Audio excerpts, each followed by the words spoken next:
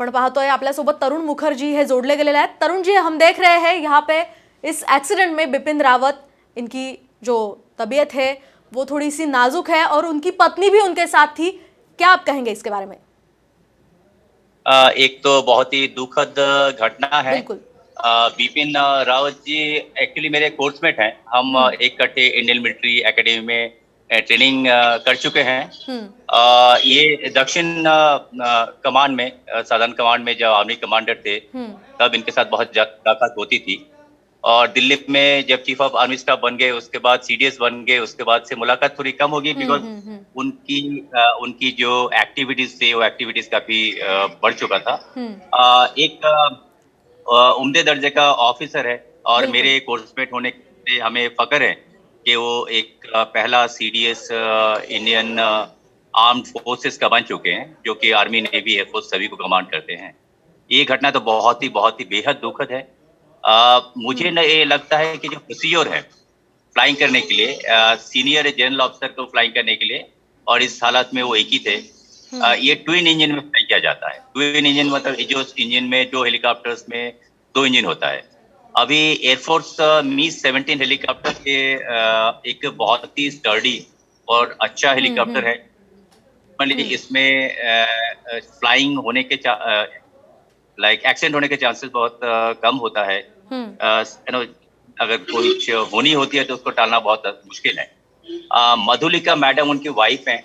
एक बहुत ही अच्छे लेडी हैं, हमारे कोर्समेट हैं, इसलिए नहीं बता रहा हूँ। बहुत ही एक्चुअली बहुत ही अच्छे लेडी थे और थे इसलिए बता रहा हूँ क्योंकि मैं हमें सुनने में जो आया हुआ है शायद वो अब हमारे बीच ना रहे। एक बहुत ही दुखद घटना है। कैसे हुआ है, मैं खुद एक पायलट हूँ और हेलीकॉप्टर पायलट, आर्मी एविएशन के पायलट हूँ। फ्लाइट कमांड कर चुका हूँ और कभी नॉर्थ में ग्लेशियर्स में और नॉर्थ ईस्ट में जैसे नागालैंड वगैरह एरिया में हम फ्लाइंग कर चुके हैं काफी। जो इलाका है, जैसे ऊटी का इलाका है, वेलिंगटन, ऊटी, वेनाड, ये जो हिल्स हैं कूर्ग हिल्स के साउथ में, ये भी काफी डिफिकल्ट एरिया है। इस तरह पे जो वेदर है वो थोड़ा सा अप एंड डाउन खेल रहा है काफी। मॉर्निंग में जैसे काफी घने फॉग थे, फिर धूप निकलने के बाद वो फॉग धीरे धीरे से थोड़ी सी लिफ्ट हुआ है और शायद इसी समय पे उन्होंने फ्लाइंग किया होगा। और किस ढंग से कैसे ऐसा हुआ होगा ये तो बताना इस समय पे मुश्किल है।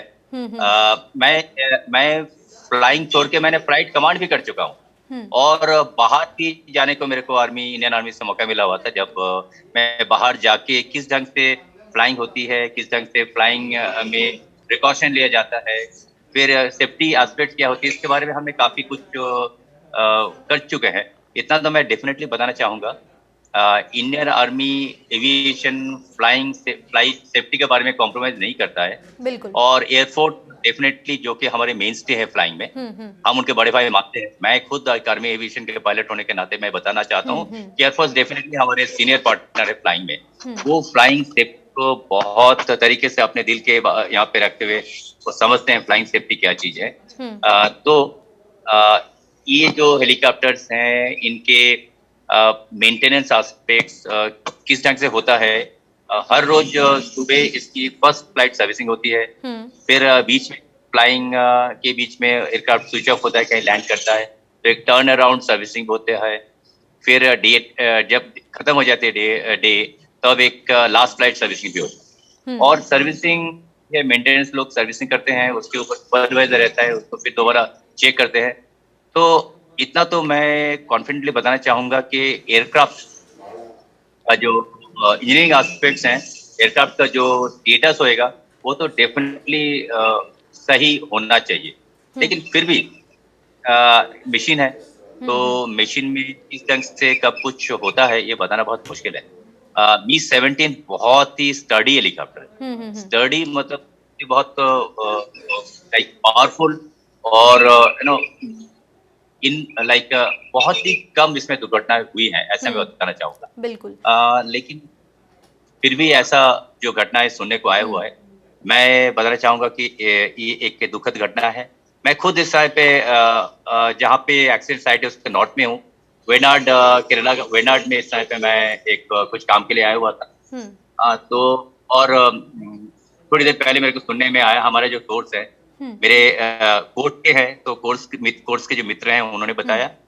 फिर मेरे एक अच्छे दोस्त हैं जो नेवी में है, जयंत कोंडे, उन्होंने मेरे को आपसे कनेक्ट कराया प्राची मैडम के जरिए। लेकिन तरुण जी एक सवाल यहाँ पे है कि जब एक 4 स्टार का जनरल ऑफिसर ट्रैवल कर रहा होता है तो उसकी सिक्योरिटी के बारे में क्या क्या करना चाहिए, क्या ख्याल हमें रखना चाहिए?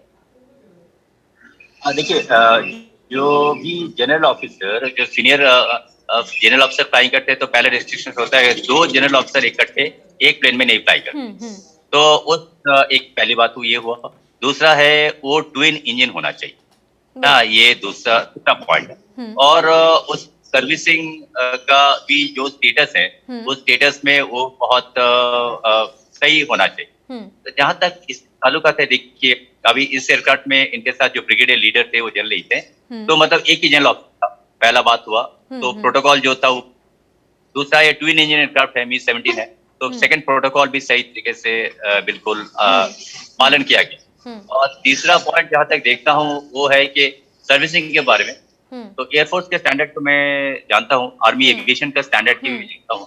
तो फ्लाइट सेफ्टी और मेंटेनेंस का जो एस्पेक्ट्स हैं वो तो सही तरीके से, एटलीस्ट फ्लाइंग जब शुरुआत हुई उस समय पे डेफिनेटली उसमें एडहियर किया गया है, ऐसा मैं मानता। बिल्कुल, हम देख रहे हैं यहाँ पे बिपिन रावत जी और उनकी पत्नी दोनों पे अभी हॉस्पिटल में जो है उपचार हो रहे हैं। धन्यवाद, आपने साम टीवी से बात की इसके लिए। हम देख रहे हैं यहाँ पे